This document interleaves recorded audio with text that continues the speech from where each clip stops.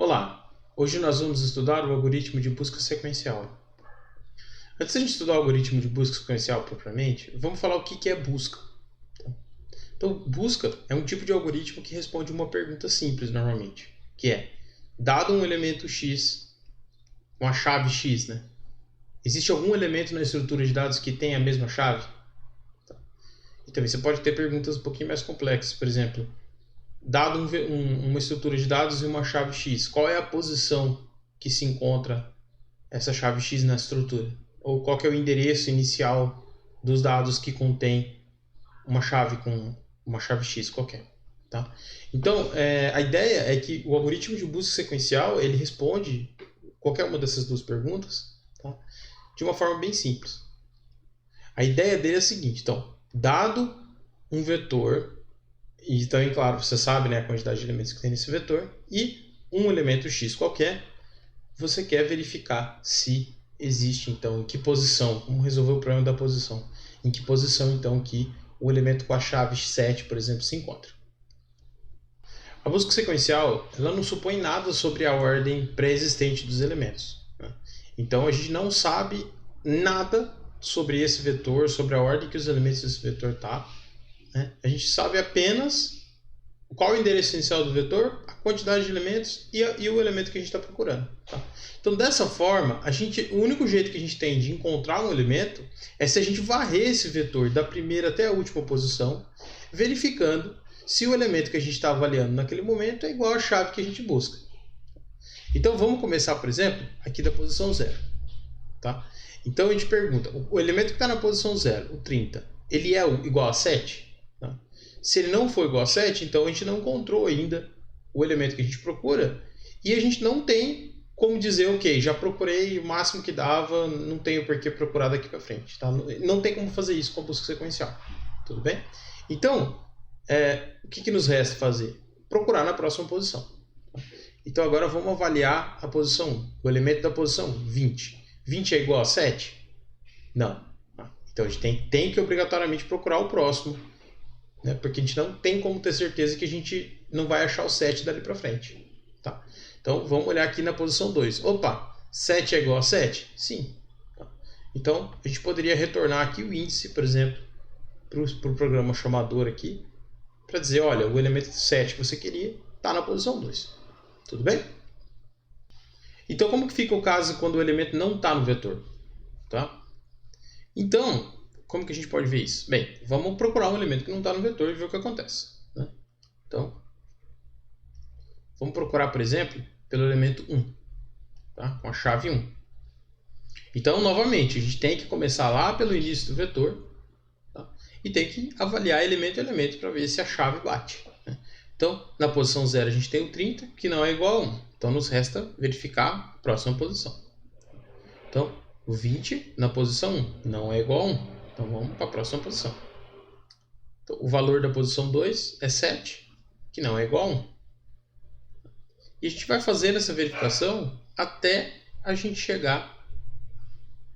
Quando a gente chega no último elemento, e a gente compara, então, o valor do último elemento com o elemento que a gente está procurando, né?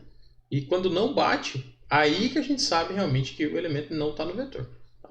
É só quando a gente avalia o vetor todo que dá para a gente saber que o elemento que a gente está buscando não está no vetor. Tá? Porque veja que não tem como a gente descartar nenhum elemento, né? Né? Não tem como a gente saber que um determinado elemento não precisa nem verificar, porque não deve ser 1. Tá? A gente tem que obrigatoriamente varrer o vetor todo. Tudo bem? Como fica então o algoritmo de busca sequencial? Tá?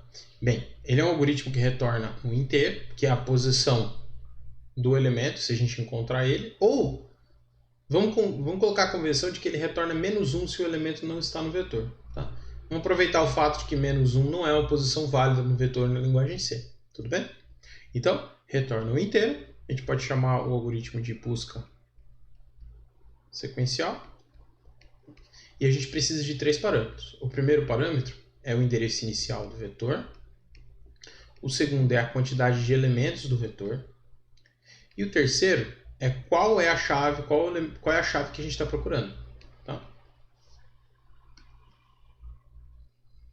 Então, Como que a gente faz? Bem, a gente precisa aqui de um índice, né? Uma variável que vai guardar o índice que a gente está avaliando naquele momento. Tá? Então, vamos chamar esse índice de i. E a ideia então é, vamos passar por todos os elementos desse vetor e perguntar se o elemento atual, né, da posição i é igual a x. Então, como eu falei, a gente vai passar um por um, né? Vai passar um elemento por um, da primeira posição até a última, avaliando se a gente encontrou ou não o elemento. Tudo bem?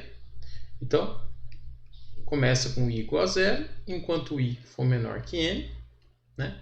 A gente vai de 1 em 1. E daí a gente vai fazer a verificação, então. Se v na posição i foi igual a x, se v na posição i foi igual a x, então o que a gente faz? Se for, então a gente retorna já a posição i. Por que a gente retorna a posição i? Bem, a gente já encontrou o elemento, né? Então não tem o porquê continuar procurando. Tá? Então, opa.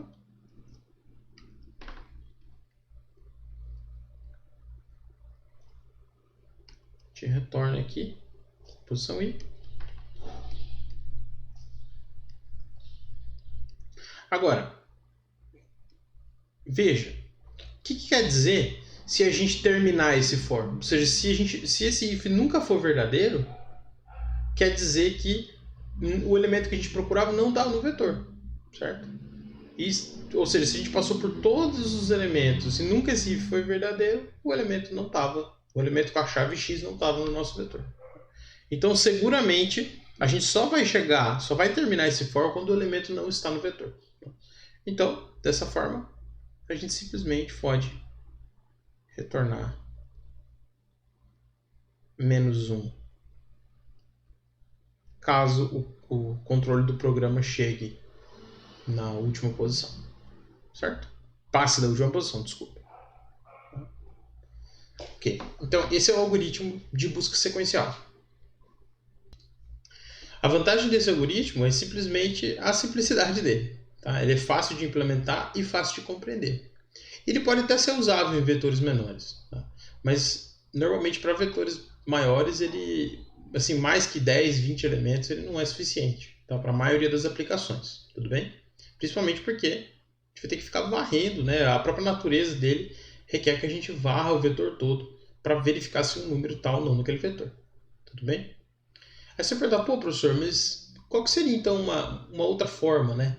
Como que a gente poderia melhorar isso? Tá? Como que a gente faz para a gente não precisar avaliar todos os elementos? Porque parece para mim que sempre vai ter esse problema. Bem, para um vetor aleatório, né, que a gente não tem noção da relação de ordem entre os elementos, realmente não dá para fazer melhor que um algoritmo linear, tudo bem? No entanto, se a gente conhecer determinadas propriedades desse algoritmo, pode ser que a gente pode explorar elas para que a gente melhore, para a gente consiga encontrar elementos mais rapidamente. Tá? Por exemplo, se o vetor já estiver ordenado em ordem crescente, vamos supor que o seu algoritmo, o seu programa, né, que você está usando, ele consegue manter um vetor que você quer procurar coisas dentro ordenado, por qualquer motivo. Tá?